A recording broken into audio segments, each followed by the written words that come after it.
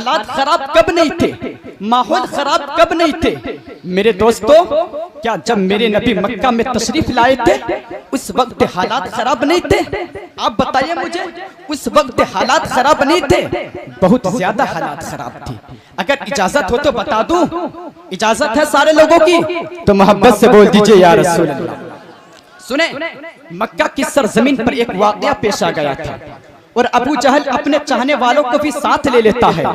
ऐ लोगों, उन्हीं दिनों में यमन का एक शोबादार जिसका नाम तुफैल बिन अमर दोसी है, वो काबतुल्लाह की जियारत के लिए मक्का आया। तवज्जो है, मक्का आया। जब मक्का आने की इत्तला मिली तो अबू जहल और उसके तमाम हवाली मवाली निकल करके मक्का से बाहर उसका इस्तकबाल करते हैं। तुफैल बिन अमर दोसी का बड़ा जबरदस्त इस्तकबाल हुआ।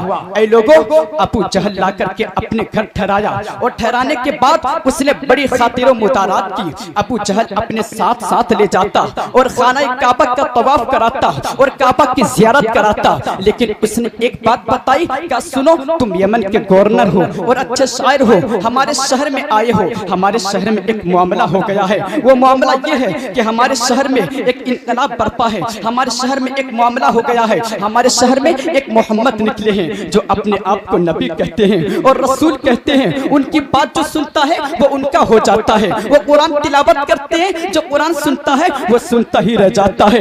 इसलिए हम ये तुमसे गुजारिश कर रहे हैं कि तुम जब जब काबा की ज़ियारत करने जाना तो देख लेना कि मोहम्मद तो नहीं है, इसलिए कि उनकी जो सूरत देखता है वो देखता रह जाता है। जलसे में आने वालों, अब जरा तवज्जो करना। अब अबू जहल और उसके तमाम साथी तुफैल बिन अमर दोसी को अपने साथ और वक्त वक्त पर ले जाया करते। लेकिन एक दिन सवेरे तुफैल बिन अमर दोसी उठे और उठने के बाद कहा, आज मैं तन्हा काबतुल्लाह की ज़ियारत करूंगा। ऐ लोगों बोलो सुभान अल्लाह, आज मैं तन्हा काबतुल्लाह की ज़ियारत करूंगा और खाना काबा का तवाफ करूंगा। वो तन्हा निकल करके जैसे हरम में दाखिल हुए, उनका दाखिल होना था कि निगाह पड़ी एक बड़े हसीनो जमील चेहरे वाले, वो कुछ कर रहे हैं। कभी वो अपनी पेशानी जमीन पर रखते हैं, कभी उठ करके खड़े हो जाते हैं। ऐ लोगों, तुफैल बिन अमर दोसी ने जब उनका हुस्न देखा तो यकीन कर लिया, यही है मोहम्मद रसूलुल्लाह, यही है जिनके पास हमको आने से रोका जा रहा था। इसलिए ऐसा हसीन चेहरा मैंने नहीं देखा। यमन से लेकर के मक्का तक मैं चला आया हूँ, लेकिन इतना खूबसूरत चेहरा हमको देखने के लिए मिला।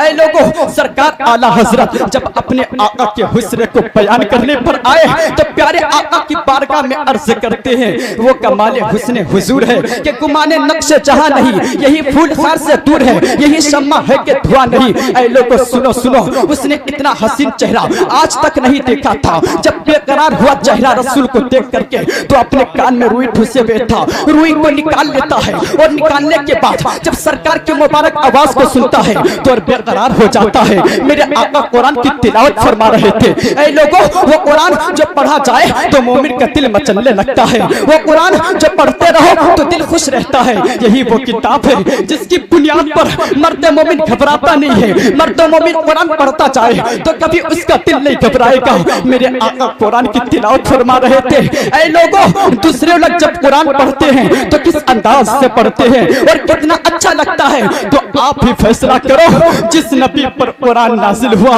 वो नबी अपनी जुबान से कुरान की तिलावत करे तो किस तरह से लोगों का दिल उनकी तरफ माइल होगा। मेरे इमाम फरमाते हैं, वो जुबान जिसको सब कुछ की कुंजी कहे उसकी नाफिज हुकूमत पे लाखों सलाम। ऐ लोगों सुनो सुनो, मेरे दोस्तों, प्यारे आका अपनी जुबान से कुरान की तिलावत फरमाते हैं। जब तुफैल बिन अमर दोसी ने कुरान की तिलावत को सुना तो बेकरार होते हुए सरकार की बारगाह में खड़ा हो गया और सरकार नमाज अदा कर रहे थे। जैसे नमाज से फारिग हुए तो तुफैल बिन अमर दोसी ने पूछा, आप कौन है? आका ने फरमाया, अना मोहम्मद रसूलुल्लाह, मैं मोहम्मद रसूलुल्लाह हूँ। उसने अर्ज किया, आप ये क्या कर रहे थे? आका फरमाते हैं, मैं नमाज अदा कर रहा था। उसने अर्ज किया, ये नमाज क्या है? आका फरमाते हैं, ये रब की इबादत है। रब कौन है? रब कौन है? आका फरमाते हैं, जिसने सबको पैदा किया वो रब है। हम उसकी इबादत कर रहे थे, अपने आबिद होने का उसकी बारगाह में इकरार कर रहे थे। ए जलसे में आने वालों, तुफैल बिन अमर दोसी ने कहा, अच्छा जो आप कर रहे थे फिर सुना दीजिए। मेरे सरकार ने फरमाया, मैं कुरान की तिलावत कर रहा था। ऐ लोगों, मेरे आका कुरान की तिलावत फरमाते हैं। तुफैल बिन दोसी अरबी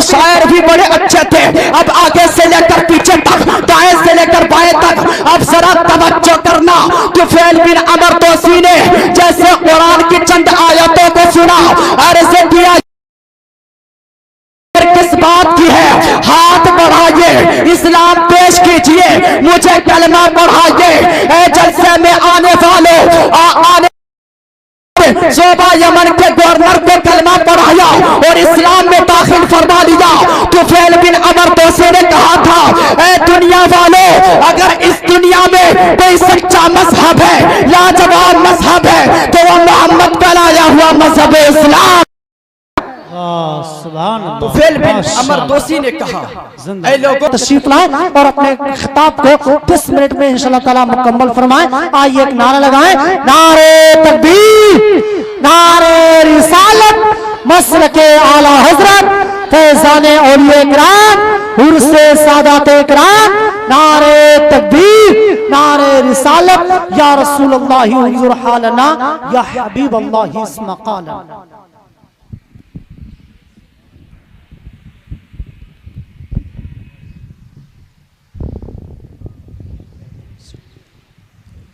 मिंबर रसूल पर तशरीफ फरमाओ। मुक़द्दस उलमाए किराम, वो जुमला हाज़िरीन मजलिस, पर्दानशी मेरी माँ और बहनों, अस्सलामु अलैकुम व रहमतुल्लाहि व बरकातुहू। अल्हम्दुलिल्लाह, अल्हम्दुलिल्लाहि रब्बिल आलमीन, वस्सलामु अला सय्यिदिल मुरसलीन व अला आलिहि व अस्हाबिहि अजमईन। अऊज़ु बिल्लाहि मिनश शैतानिर बिस्मिल्लाहिर्रहमानिर्रहीम। या अय्युहल्लज़ीना आमनुत्तक़ुल्लाह वस्सादिक़ीन, सदक़ल्लाहुल अज़ीम व सदक़ रसूलुहुन नबियुल करीम व नहनु अला ज़ालिका लमिनश शाहिदीन शाकिरीन वल्हम्दुलिल्लाहि रब्बिल आलमीन।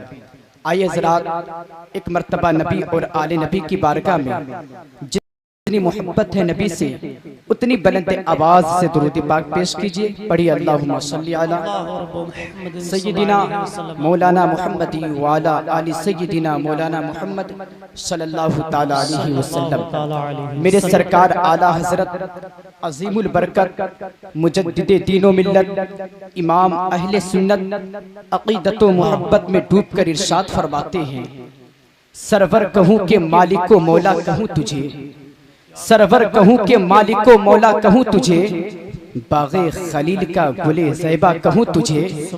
तेरे तो वस्फ़ ऐबे तनाही से हैं बरी, तेरे तो वस्फ़ ऐबे तनाही से हैं बरी, हैरा हूँ मेरे शाह मैं क्या क्या कहूँ तुझे।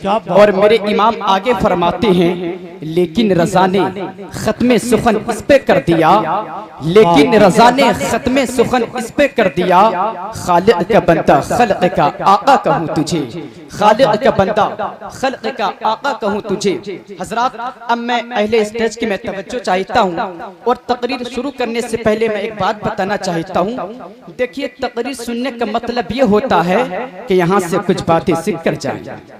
अगर आप हजरत तकरीर सुनने का जिक्र रखते हैं तो गुलाम गौस ज़ियाई आज की तकरीर में जो बातें बताएगा इंशाअल्लाह हक बात बताएगा, सच्ची बात बताएगा और मंजूर है इस बज़्म में इस्लाह मफासिद। मेरे भाई, नश्तर जो लगाता है वो दुश्मन नहीं होता। मुमताज भाई, मैं आपकी तवज्जो चाहता हूँ। ऐ लोगों,